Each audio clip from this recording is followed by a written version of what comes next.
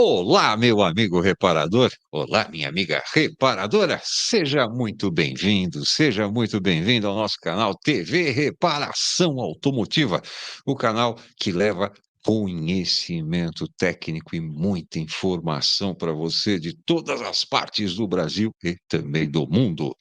Hoje estamos direto aqui dos estúdios da Flex Company para mais um podcast que eu tenho certeza que você vai adorar. Sabe por quê? O tema é carro elétrico. Esse bicho de sete cabeças, ou será que é de sete fios? O carro elétrico, ele vai chegar na minha oficina. O que que eu faço com ele? Será que ele vai dar choque? E aí, como é que se resolve isso? Pois bem, nós vamos explicar isso tudo direitinho para você com os nossos convidados especiais do IKEA, Alexandre Xavier, que é o supervisor do IKEA, e também Alberto Meyer, que é o coordenador técnico do IKEA. Sejam muito bem-vindos. Para a gente começar, eu vou pedir então, né? Tá certo que eu sei que tem muita gente que já conhece, mas aqueles que estão chegando agora que ainda não conhece. Primeiro você, Alexandre, conta um pouquinho da sua história no IKEA, um pouquinho da sua história no setor automotivo. Olá, Ragazzi, muito obrigado pelo convite, obrigado a todos que nos assistem. Como eu já dito, meu nome é Alexandre Xavier, eu sou superintendente do IKEA, Instituto da Qualidade Automotiva, e tenho aí uma longa estrada dentro do setor, e especificamente dentro do que hoje em dia é chamado como Sistema de Infraestrutura da Qualidade, que é toda a malha que envolve desde a regulamentação, passando por normas técnicas, certificação, laboratórios e, por fim, e fundamental, a vigilância de mercado, que garante que todo esse ciclo funcione da maneira devida.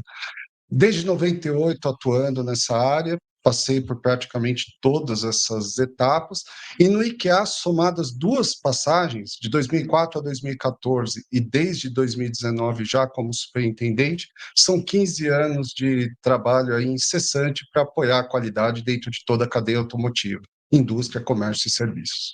E o IKEA, ele exerce um trabalho muito importante, né? Principalmente para ajudar você, meu amigo, você, minha amiga, que trabalha com a reparação de automóveis, porque não adianta nada você ter uma oficina com toda aquela tecnologia, as melhores ferramentas, os melhores softwares, né, para atender tudo quanto é tipo de carro, mas se você não tiver qualidade no serviço que você fornece, você não vai ter cliente, não é verdade, Alexandre?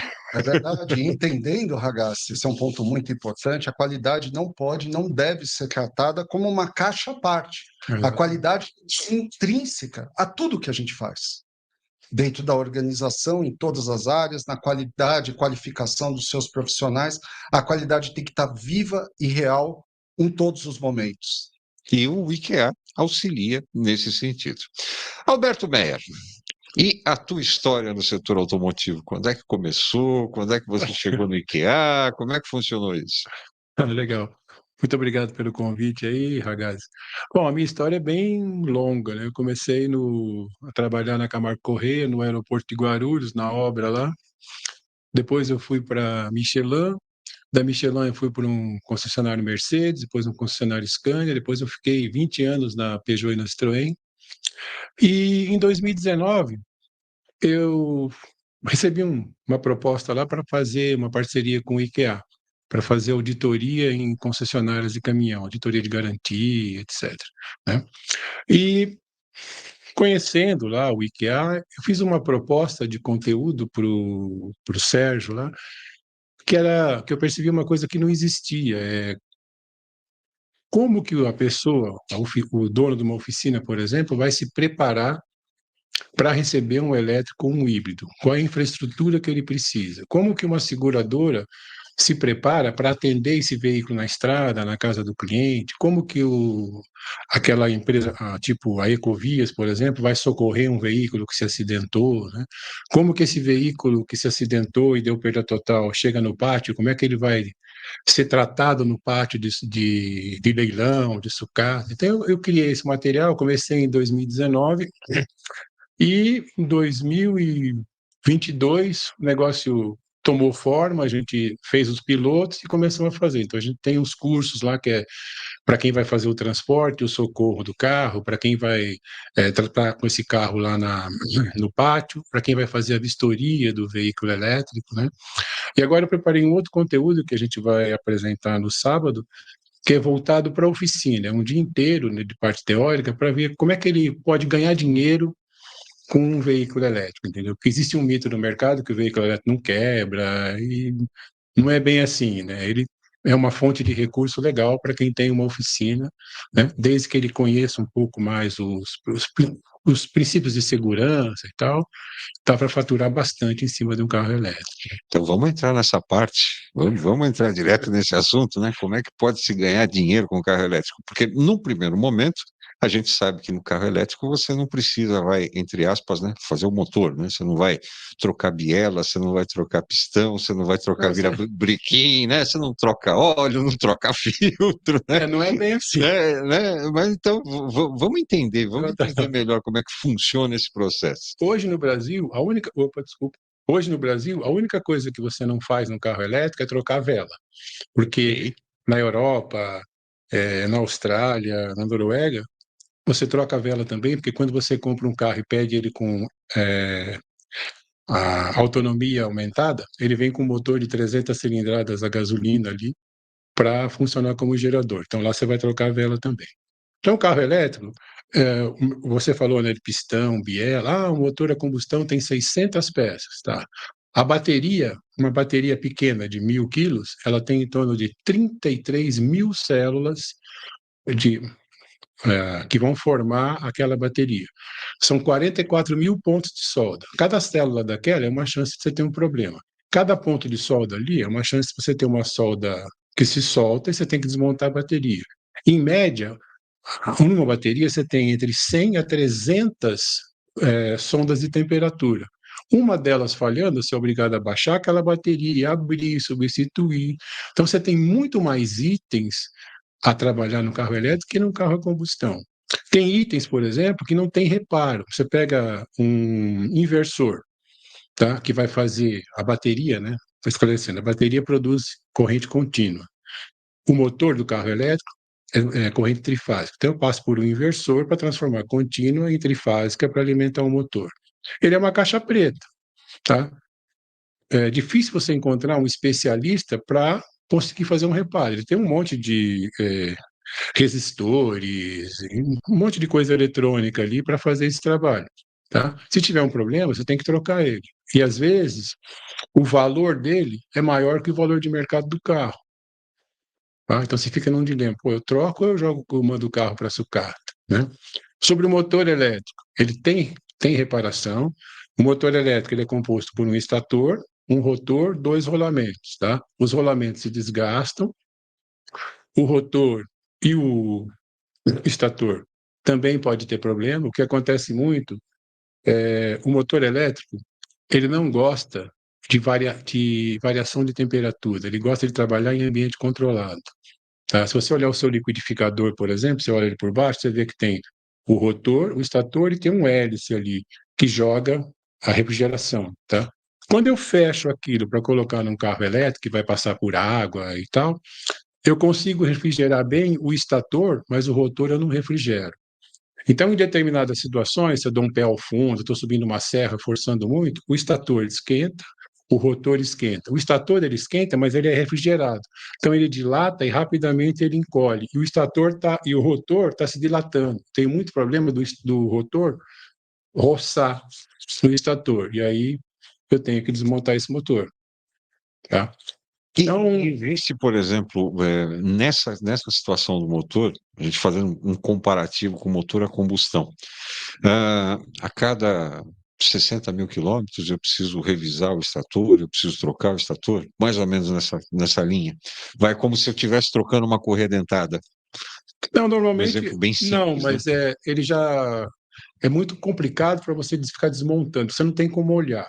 Então, normalmente, a hora que ele dá o problema, você para e substitui. Tá?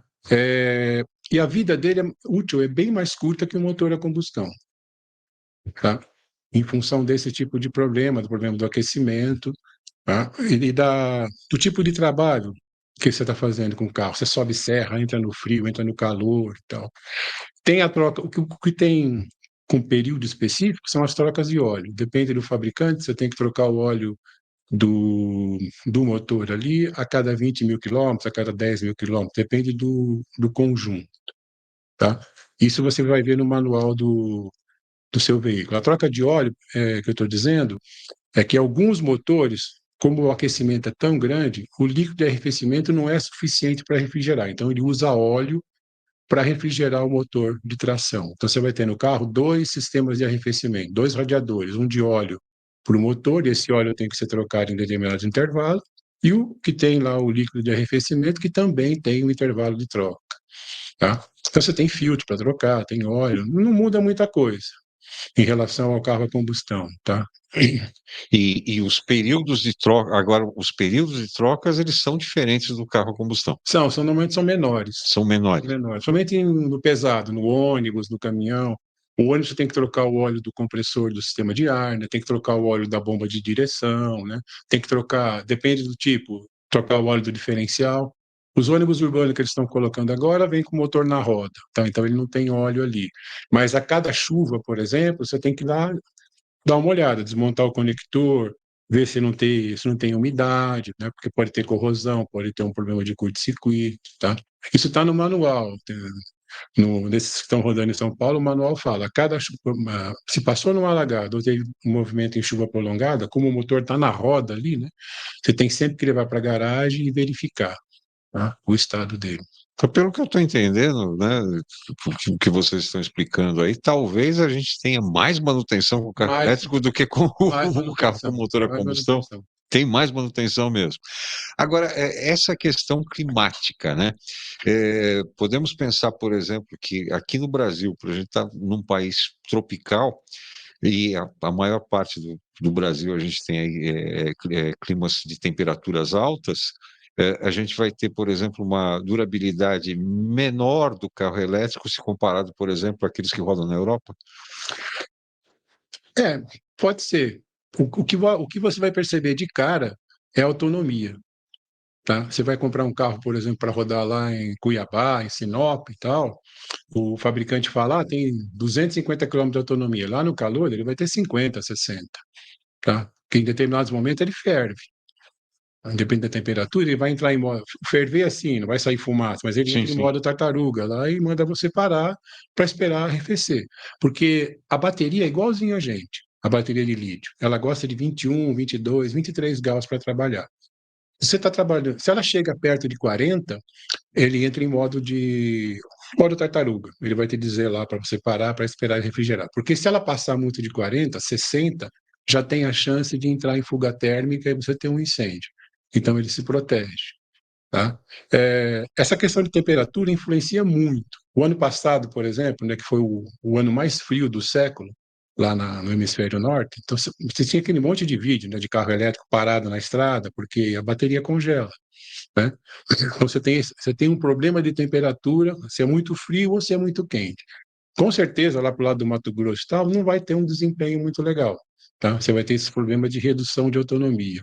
Eu tenho um gráfico interessante, que depois a gente anexa, é uma análise de 6.000 Nissan Leaf, feito por uma empresa de monitoramento nos Estados Unidos. Esses 6.000 carros, eles eram, sabe o propagandista de laboratório? Sim. Eles foram usados de 2019 a 2020 por propagandistas de laboratório nos Estados Unidos e um pedaço do Canadá, na divisa perto de Detroit, ali naquela região. E ali mostra a variação da autonomia em função da temperatura. Quando você está muito perto, você está perto de 10 graus, menos 10, menos 20, você tem em torno de 38 quilômetros de autonomia. Quando você está lá em torno de 20 graus em média, a média deles era 380 quilômetros de autonomia, entendeu? Se sobe muito a temperatura, também reduz. Aí esse gráfico é dinâmico, é legal a gente entender isso. Então, o calor tem esse problema da autonomia que você não tem muito com o carro a combustão, entendeu? Ele é, ele se adapta melhor. O sistema de arrefecimento ali do carro a combustão é mais eficiente do que o do carro elétrico. porque é muita coisa para você arrefecer no carro elétrico. Você tem o motor, você tem a transmissão, você tem o inversor, você tem o carregador DC-DC, que é o carregador que é igual do telefone, que faz a carga da bateria. Você tem a bateria para ser arrefecida, porque ela esquenta muito quando você exige dela, tá? Então a carga de arrefecimento é muito grande, né? É muito semelhante à bateria do celular. Conforme você está usando o celular, você Exatamente, percebe a que ele mesma vai coisa. aquecendo. O Vai carro aquecer, elétrico é a mesma coisa. mesma coisa. E, inclusive, tem carros elétricos, por exemplo, a Renault, ela utiliza esse sistema. Ela tem o ar-condicionado do carro, ele também funciona para arrefecer a bateria junto com o líquido de arrefecimento. São dois sistemas Todos eles são assim, tá? O ar-condicionado de um veículo elétrico não foi feito para você, foi feito para a bateria, para a bateria. tá? E tem um negócio interessante. Você tem um carro a combustão, o ar-condicionado quebrou, você está sem dinheiro e tal, você pode, sei lá, você abre a janela. A hora que eu tiver grana, eu vou mandar consertar. Num elétrico, se o ar-condicionado para de funcionar, o carro não vai também. Não funciona, porque ele tem deficiência no arrefecimento. Entendi. Entendeu? Então, são problemas, situações diferentes que você encontra num tipo de veículo e outro. Entendi. E Agora, desculpe, né, Ragazzi, todas essas situações eu entendo, né, que acabam sendo oportunidades para o reparador, Exatamente. né, necessidades, na verdade, né, lógico, e que se tornam oportunidades e que tiram um pouco daquele mito de que Vai acabar não vai ter serviço para a oficina, não vai ter serviço para o reparador, né? Algumas situações mudam, algumas situações serão diferenciadas, como os próprios veículos em si, né? Não temos um ponto de vista que o veículo elétrico ou o veículo híbrido é melhor ou pior que o veículo a combustão. Nós teremos espaço para diferentes possibilidades, dependendo do perfil do usuário, dependendo do objetivo daquele determinado transporte.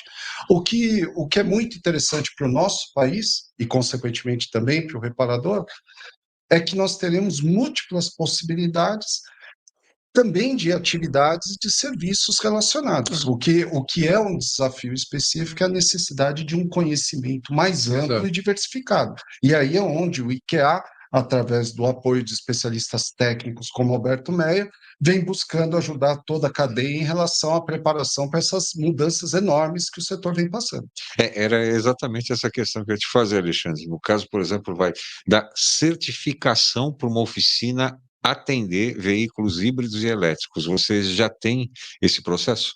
Não, ainda não, né? As demandas que vêm acontecendo, nós temos uma característica que acentuou de uma maneira muito significativa, Ragazzi, nos últimos 5, 6 anos, que é de apoio à cadeia em relação às enormes mudanças que vêm acontecendo.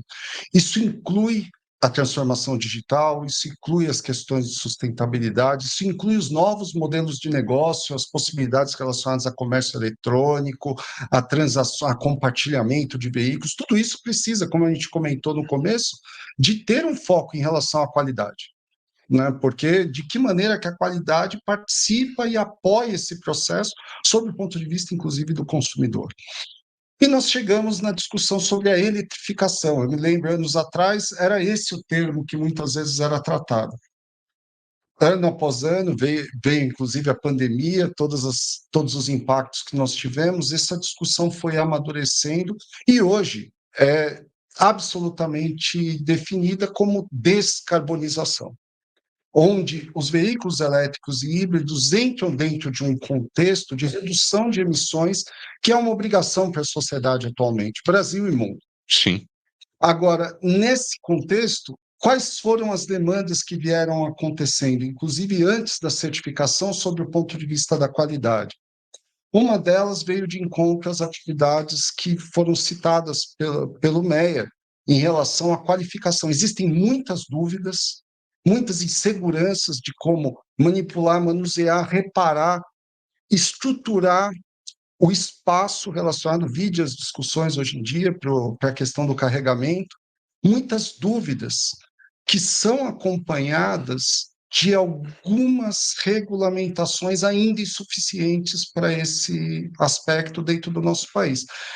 E aí, como eu comentei do sistema da infraestrutura da qualidade, se você tem uma regulamentação que ainda não está madura, você acaba não tendo ainda normas técnicas para manutenção na amplitude e na diversidade que precisamos, não tendo processo de certificação e de avaliação ainda no nível que essa tecnologia exigirá, e isso compromete, por fim, a vigilância de mercado. Se você não tem essa estrutura pronta, você não tem como vigiar também da maneira plena. Então, esse foco de qualificação, de orientação e de sensibilização vem sendo a prioridade de atuação do Instituto no momento atual. Mas existem discussões paralelas, já junto ao próprio Inmetro, em relação a possibilidades relacionadas à certificação de bateria ou à certificação de carregadores, dois itens ligados diretamente a veículos elétricos e híbridos que, sem sombra de dúvidas, e a bateria inclui a sua reciclagem, precisarão de algum tipo de validação independente para a segurança de todos, empresas, profissionais e os consumidores finais. Nós temos, por exemplo, situações aí, né, como o próprio Fiola chegou a comentar, no ano passado, inclusive, quando foi feita a entrega do prêmio lá do Sindirepa, que ele teria naquela semana uma reunião com o pessoal da ABNT para falar sobre as normas técnicas para a questão, por exemplo, da pintura, de você colocar um carro elétrico numa estufa de pintura, né? Porque tem uma situação, né? Você não pode colocar de maneira alguma. Depende do fabricante, ele fala, olha, você pode colocar uma vez a 60 graus por um período. Tem fabricante que fala, não, você vai fazer pintura, você vai usar a cabine de pintura, tira a bateria fora. Tá? Depende muito do fabricante. Bom, você tirando a bateria fora... Aí você pode fazer. Aí você o problema ser, é o aquecimento da bateria. É o aquecimento da bateria. Só que... Só um detalhe. Nisso que o Alexandre falou, o IKEA também, junto com a BNT, está preparando uma norma para a formação das pessoas que vão trabalhar com o veículo elétrico. Então, o nível que cada um tem que ter para cada função. Tá? Essa norma está quase pronta, né? Deve sair. Não sei se saiu ainda, acho que vai sair ainda, né? Eu participo das reuniões. Provavelmente ainda não esse ano. Não sai esse ano ainda? Eu acredito que não, pela última informação que nós tivemos. Dentro dessa estrutura, a responsável por normas no Brasil é a ABNT, a Associação Brasileira de Normas Técnicas, que dentro da sua estrutura possui diversos comitês brasileiros, usualmente tratados como CBs, e o CB5 é o CB responsável pelas normas automotivas. O IKEA acaba participando, colaborando dentro desses grupos, como um organismo de avaliação da conformidade, uma entidade do setor, junto com as empresas, junto com outros profissionais. Estamos trabalhando em diversas normas, né? A parte delas, o MER também participa junto com outros especialistas do Instituto, para que a gente possa colaborar tanto na validação, homologação das empresas, quanto dos profissionais. Você citou o Fiola, né? Sim. Fiola, tomar liberdade de comentar algo que eu sei que pode ser tornado público, ou Sindirepa, que é uma das entidades que compõem o IKEA, junto com a Anfávia, Sindipeças, FenaBrave e outros órgãos do governo e instituições de ensino, já solicitou e defende que nós tenhamos uma certificação com esse escopo de veículos elétricos e híbridos para as oficinas. Em relação à certificação do profissional, já há algumas iniciativas, o próprio Senai, que também compõe a estrutura do IKEA, também já vem colaborando e trazendo referências internacionais para serem aplicadas no Brasil. Podemos dizer ainda que é um mundo novo, né? Essa questão da eletrificação. Aqui no Brasil é novo.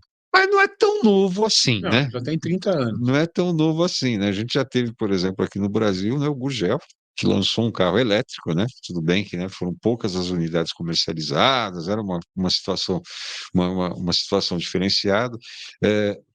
Na Europa, no mundo, a gente já teve aí várias tentativas, né, de se colocar o carro elétrico para funcionar, mas parece que a que está pegando realmente é agora, né? Eu, particularmente, penso que aqui no Brasil nós vamos ter aí um caminho mais voltado para o lado do híbrido, né? Porque já que se fala nessa questão da descarbonização, o Brasil tem uma vantagem em relação ao restante do mundo, que é o etanol. Né? E já tem aí situações, por exemplo, né, que alguns especialistas falam que O híbrido flex, ele polui menos até do que o 100% elétrico, né? Por quê? Né? Porque se leva em conta toda Cadeia de a produção. cadeia de produção, né? Desde do primeiro, né? Da primeira chapa que é, que é feita para o carro até ele estar rodando, né? Não é só a fumaça que se sai do escapamento. E o híbrido flex, ele polui menos, por exemplo, do que o carro elétrico, porque o carro elétrico ele também tem o problema do descarte da bateria, né? E a vida é muito mais curta também. E a vida mais curta, né? Então, eu particularmente penso que o híbrido é que a gente vai ter aí um bom tempo aqui no país, né? Nós, né, não vamos dormir hoje com uma frota de motor a combustão e acordar amanhã com 100% elétrico rodando, não é verdade? E dentro do contexto da descarbonização, que eu destaquei, que foi um amadurecimento da discussão sobre a eletrificação veicular que nós percebemos no decorrer desses últimos anos, os biocombustíveis têm um papel essencial dentro disso, até como uma estratégia do próprio país, né? Todo esse orgulho e destaque que você comenta sobre o etanol, eu acho que a gente poderia ampliar o universo para biocombustíveis, e o Brasil tendo uma oportunidade de ser uma referência que na prática já é em relação a esse tipo de tecnologia. Então, dentro desse aspecto, vendo até de maneira prática, foram anunciados muitos investimentos nos últimos meses em relação às montadoras e amplamente divulgados. Olhando, 100% ou praticamente 100% é focado em veículos híbridos, né, em tecnologia híbrida. Então, é um caminho além dessa sua percepção, Ragazzi, que do ponto de vista do IKEA, que é um instituto que está disponível para apoiar qualquer que seja a rota tecnológica definida pela indústria e pela sociedade, nós estamos enxergando que o híbrido também provavelmente será um caminho muito relevante para os próximos anos. Agora, essa questão do híbrido, né? Eu já ouvi a seguinte frase: ah, o híbrido. Então, o híbrido, ele traz os dois problemas. O problema do carro com motor a combustão, junto com aquele que é o elétrico. É assim mesmo? Você tem um item a mais ali para fazer manutenção, para cuidar, que é a parte elétrica, o motor elétrico, a bateria e tal, né? Então é um item a mais ali. Ele é mais pesado, né? Então vai ter manutenção diferenciada ali também. Mas no que diz respeito a reparo propriamente dito, o híbrido exige mais conhecimento técnico do que o 100% elétrico? Então, o conhecimento seria praticamente o mesmo, tá? Só para você entender, como é que funciona, até para o reparador que vai entrar nesse mercado e tal. Para você fazer a manutenção básica, por exemplo, freio, amortecedor, geometria de direção, carga de gás, troca de óleo, tá? Você pode manter aquele mesmo técnico seu ali, tá? Em determinadas situações, por exemplo, você vai fazer manutenção do ar-condicionado, normalmente os híbridos, os elétricos, o ar-condicionado hoje, o compressor é alimentado com 400 volts.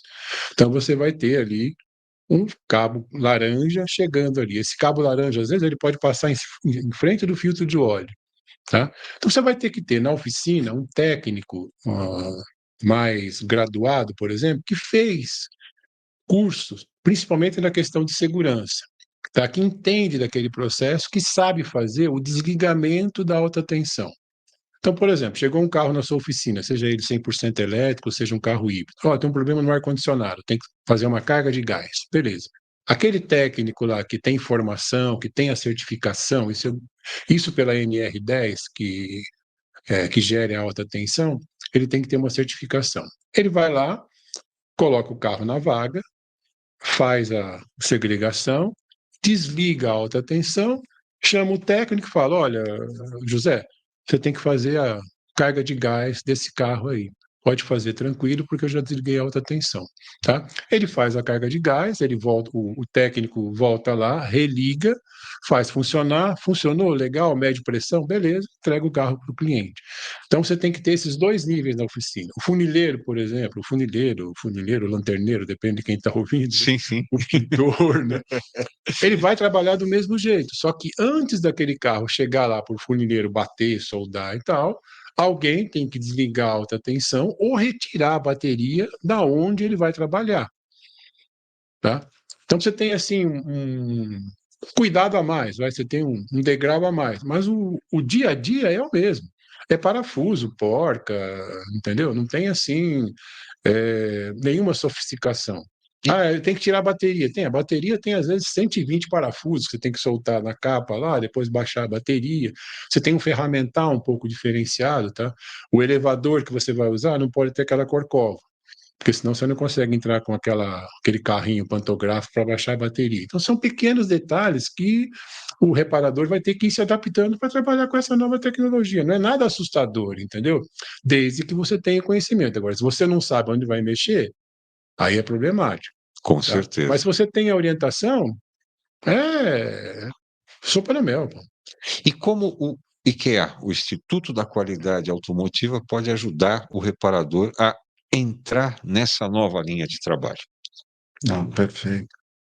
Eu acho que um primeiro ponto, né, usando até essa referência que o Meyer comentou, Ragazzi, é ter essa visão, é a sensibilização do reparador sob o ponto de vista de que haverá muitas oportunidades e muitas necessidades da sociedade, da sua especialidade, da sua competência.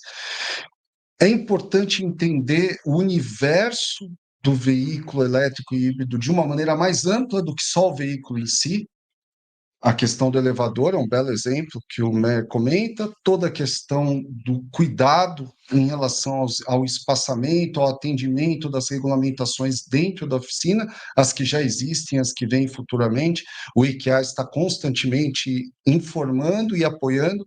Por exemplo, temos essa cartilha gratuita disponibilizada, basta entrar no nosso site, fazer um pequeno cadastro e baixar, com muitas informações relevantes para que a oficina, para que a concessionária, para que toda a cadeia automotiva se prepare, informações que não são óbvias, www.ikea.org.br, os treinamentos já citados pelo Meyer, e ainda um exemplo de informação, né, eu acho que é válido a gente comentar aqui, de uma demanda prática que a gente recebe. A gente acaba, Ragazzi, na prática, como instituto do setor, sendo uma espécie de parabólica das demandas, das necessidades em relação à qualidade.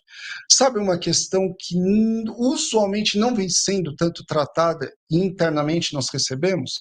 Instalações. Porque nós temos a infraestrutura elétrica, que é muito discutida, muito abordada, a questão do carregamento, a Sim. questão da necessidade nesse sentido, o veículo em si, mas tem uma questão que é essa interface. Como você transforma a infraestrutura de energia, com todos os seus desafios, até a ponta? A qualidade da instalação, o conhecimento de quem vai instalar, o serviço em si, isso é tratado já hoje por muitos como um gargalo, que também precisa ser considerado.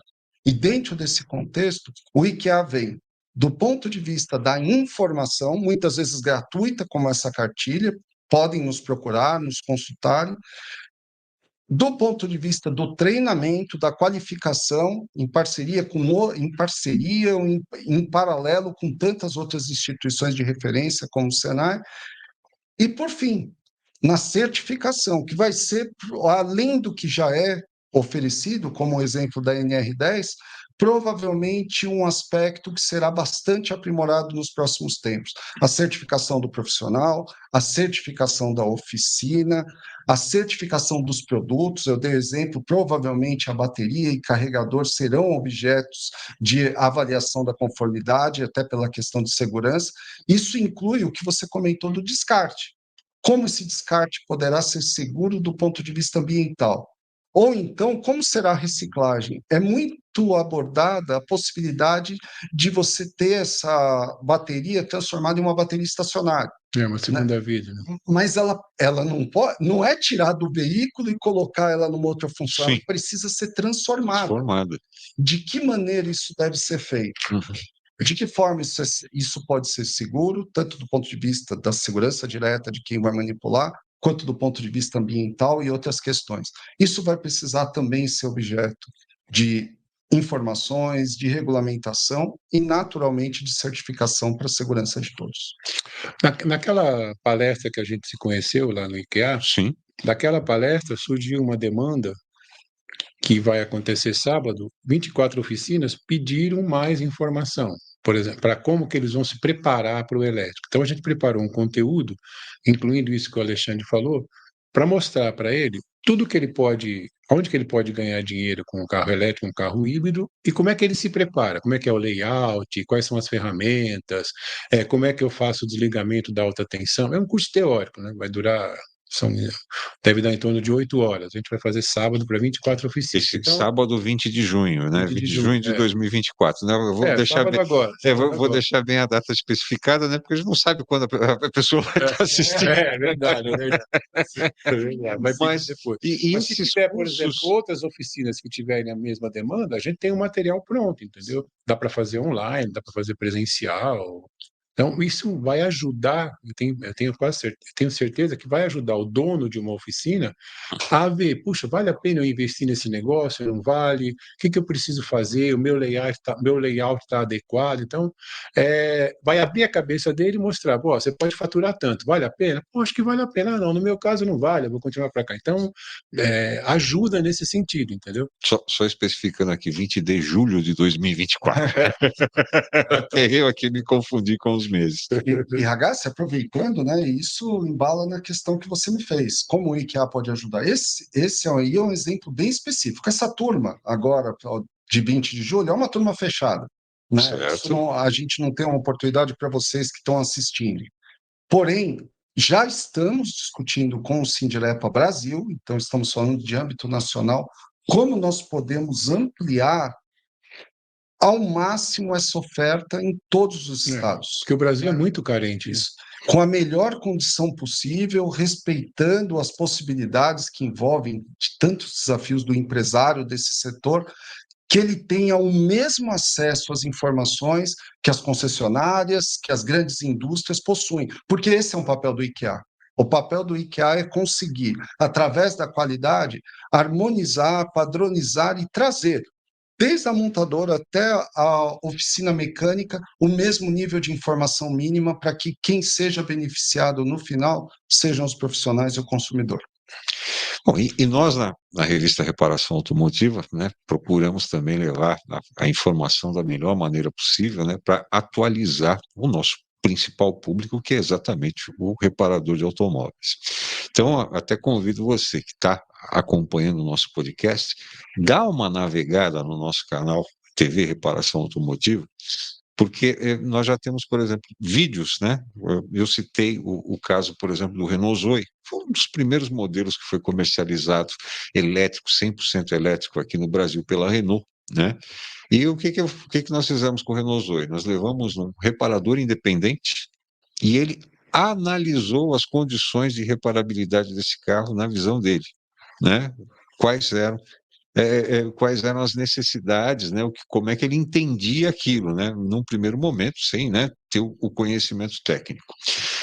Nós temos também vídeo mostrando quais são as ferramentas que são as indicadas para que se use em híbridos elétricos, né, as ferramentas emborrachadas, os equipamentos obrigatórios que são necessários, né. Nós estivemos, por exemplo, na Bosch, no centro de treinamento da Bosch, fizemos um vídeo mostrando as diferenças de tecnologia entre o Toyota Corolla híbrido e o Honda Civic híbrido, né? Nós temos também o perfil técnico avaliação do reparador independente do Audi e-tron 100% elétrico. Uma outra situação que estão chegando aqui no país, os veículos da GWM, tanto o Hora como o Raval. Aí eu já fiz a coisa um pouquinho diferente. A gente foi para a concessionária e pedimos para o técnico da concessionária mostrar o que é avaliado naqueles carros, né, tanto no elétrico como no híbrido, né, porque ele tem o treinamento para isso, mostrar o que deve ser avaliado nesses carros nas revisões. Temos na revista Reparação Automotiva o Sandro Stocco, que ele é um especialista em veículos elétricos, inclusive ele está montando uma oficina nos Estados Unidos. Ele é aqui do Brasil, mas ele também está montando uma oficina nos Estados Unidos e já está preparado para atender esses veículos. Então, eles escreve para a gente todos os meses aí na sua coluna. E temos também a participação do IKEA mensalmente, né, que fica liberado para vocês tratarem o assunto que vocês quiserem, né, sobre qualidade e nesse meio também colocando as questões dos veículos elétricos e todas essas situações aí que a gente tem para o futuro. Então, estamos aqui procurando fazer a nossa parte e, né, agradecendo desde já o auxílio de vocês para que a gente leve a melhor informação para o nosso amigo, para a nossa amiga que trabalha com a reparação de automóveis. Não, muito obrigado. Não temos dúvida do papel de importância da reparação automotiva em todo esse contexto. E é um privilégio poder estar aqui e um agradecimento sincero do IKEA pelo prestígio, não em relação ao Instituto em si, mas pela sensibilidade e importância sob o ponto de vista da qualidade. A gente fala muitas vezes dos desafios do nosso país, como reparadores, como o Instituto do Setor, como cidadãos, que não deixamos de ser todos nós. Nada é sustentável se a gente se embasar de um ponto de vista de precariedade de produtos, de precariedade de serviços, de brigar pelo preço, né? E não tem outro caminho para você fugir desse lado, desse horizonte precário, que não seja a qualidade. É a partir daí que o consumidor vai reconhecer você, reparador, como alguém que vale a pena ele levar o seu veículo. É isso então. Mais uma vez, então, Alexandre Xavier, Alberto Meyer, muito obrigado pelo carinho de vocês com a nossa audiência da revista Reparação Automotiva, da TV Reparação Automotiva. Muito obrigado pela participação de vocês e, vocês sabem, o espaço é de vocês. Sempre que tiverem novidades, estamos por aqui para a gente conseguir divulgar. Legal, valeu. Obrigado pelo convite aí, foi muito bom. Então, foi um prazer. Muito obrigado. Graças a todos da Reparação Automotiva e a todos que nos assistiram. Exatamente. Eu quero aproveitar também, agradecer aqui o nosso Marcos Bravo, né, que está sempre aí acompanhando a gente na produção, acompanhando todo o sistema aqui que a gente faz para levar essas informações. Aqui, agradecer a equipe da Flex Company, que sempre recebe a gente aqui com muito carinho, disponibilizou espaço para que a gente leve essas informações até você. Você que chegou agora no nosso canal TV Reparação Automotiva, não vai esquecer de dar seu like, se inscrever no canal, acionar o sininho para ser avisado todas as vezes que a gente tiver novidades e aproveita, navega aí no canal, que eu tenho certeza que entre os mais de 400 vídeos que nós temos disponíveis, pelo menos um deles vai te ajudar no seu dia a dia de trabalho. Muito obrigado pelo carinho, muito obrigado pela sua atenção e até a próxima. Tchau!